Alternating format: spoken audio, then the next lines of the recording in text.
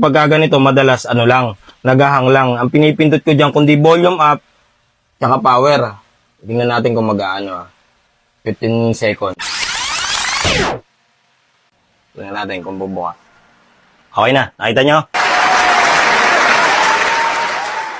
Ganun lang. Pagka na madalas nagahang, yun lang yung volume up, tsaka power, didiinan mo 15 seconds. Pagka ayaw, volume down, plus power, 15 seconds. Sa mga Android yun, madalas to sa Oppo, Vivo, mga nagahang. Ayun naman po, wala naman bayad to. Kasi, syempre, wala naman akong ginawa ulit.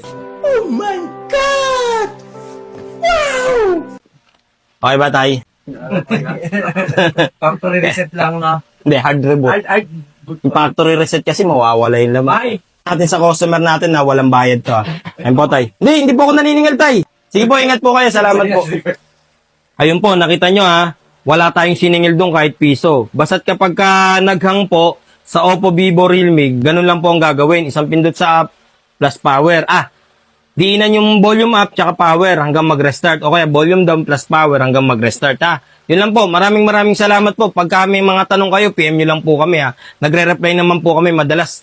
I-PM nyo po kami sa FB page namin. Shiloh Marian Cellphone Repair. Yun lang po. Maraming salamat po. God bless.